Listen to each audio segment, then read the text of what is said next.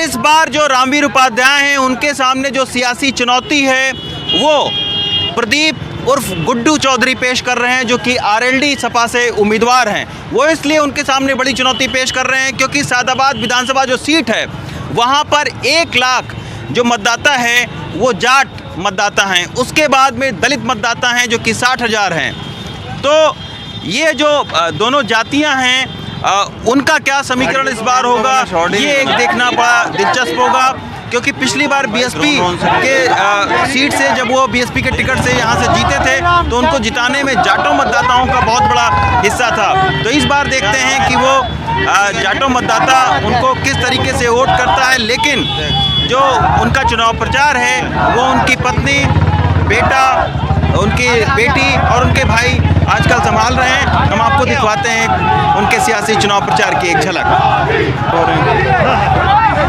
रामवीर उपाध्याय जी का सारा परिवार जो है वो चुनाव प्रचार कर रहा है। उनकी तबीयत खराब है, नामांकन भी उन्होंने ऑनलाइन भरा था। नीति जी हैं जो कि उनकी बेटी हैं। नीति जी पहले बीएसपी में थे, अभी बीजेपी में हैं। आपको लग रहा है इसका कुछ फर्क पड़ेगा चुनाव पर? जरूर पड़ेगा। बीजेपी में आके सब लोगों का, सब समाज का हमें सम्मान मिल रहा है, आशीर्वाद मिल रहा है, प्यार मिल रहा है। वो लोग बहुत खुश है कि इन्होंने बीजेपी ज्वाइन की है, तो सब लोग अपना आशीर्वाद। आप देख ही रहे हैं कितना बुरा हाल है यहाँ सादाबाद में आज। लेकिन बेटा चुनाव प्रचार कर रहा है, पत्नी भी चुनाव प्रचार कर रही है, आप भी चुनाव प्रचार कर रहे हैं। हमने हर बार, हर 5 साल में जितनी बार चुनाव होते हैं हम सब प्रचार करते हैं। लेकिन तबीयत उनकी नहीं ठीक है। अभी तबीयत ठीक है रामवीर जी की? बिल्कुल ठीक है, पीछे गाड़ी में है, अच्छे से बात कर रहे हैं, अच्छे से बोल रहे हैं, सब कुछ है।